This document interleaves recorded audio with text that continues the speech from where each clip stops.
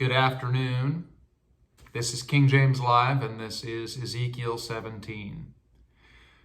And the word of the Lord came unto me, saying, Son of man, put forth a riddle and a parable unto the house of Israel, and say, Thus saith the Lord God, A great eagle with great wings, long-winged, full of feathers, which had divers colors, came unto Lebanon, and took the highest branch of the cedar. He cropped off the top of his young twigs, and carried it into a land of traffic. He set it in a city of merchants. He took also of the seed of the land, and planted it in a fruitful field. He placed it by great waters, and set it as a willow tree.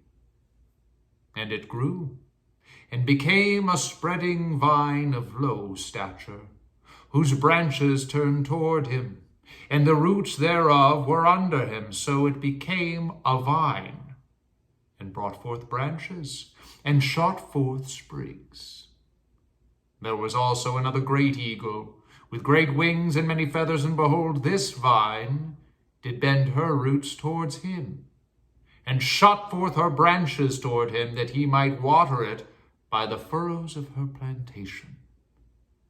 It was planted in a good soil, by great waters, that it might bring forth branches, and that it might bear fruit, that it might be a goodly vine. Say thou, Thus saith the Lord God, Shall it prosper? Shall he not pull up the roots thereof, and cut off the fruit thereof, that it wither? It shall wither in all the leaves of her spring, even without great power or many people to pluck it up by the roots thereof. Yea, behold, being planted, shall it prosper? Shall it not utterly wither when the east wind toucheth it? It shall wither in the furrows where it grew.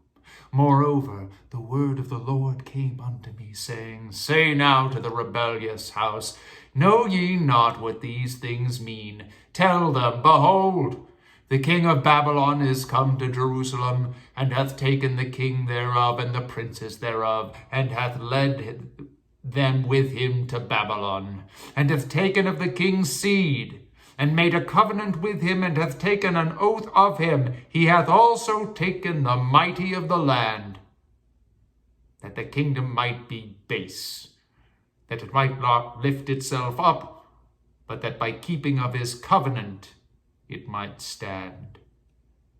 But he rebelled against him in sending his ambassadors to Egypt, that they might give him horses and much people. Shall he prosper? Shall he escape that doeth such things? Or shall he break the covenant and be delivered? As I live, saith the Lord God, surely in the place where the king dwelleth that made him king, whose oath he despised, and whose covenant he brake, even with him in the midst of Babylon shall he die. Neither shall Pharaoh with his mighty arms and great company make for him in the war, by casting up mounts and building forts to cut off many persons. Seeing he despised the oath by breaking the covenant, when lo, he had given his hand and had done all these things, he shall not escape.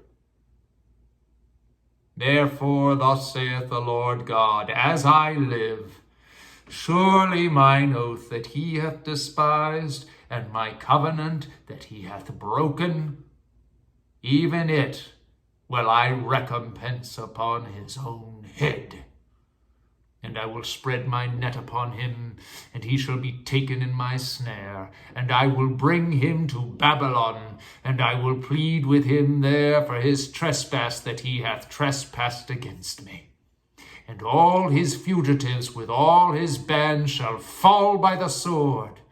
and they that remain shall be scattered toward all the winds, and ye shall know that I, the Lord, have spoken it. Thus saith the Lord God. I will also take of the highest branch of the cedar tree, and I will set it. I will crop off from the top of his young twigs a tender one, and plant it upon a high mountain and eminent. In the mountain of the height of Israel will I plant it, and it shall bring forth boughs and bear fruit, and be a goodly cedar. And under it shall dwell all fowl of every wing. In the shadow of the branches thereof shall they dwell. And all the trees of the field shall know that I, the Lord, have brought down the high tree, have exalted the low tree, have dried up the green tree, and have made the dry tree to flourish.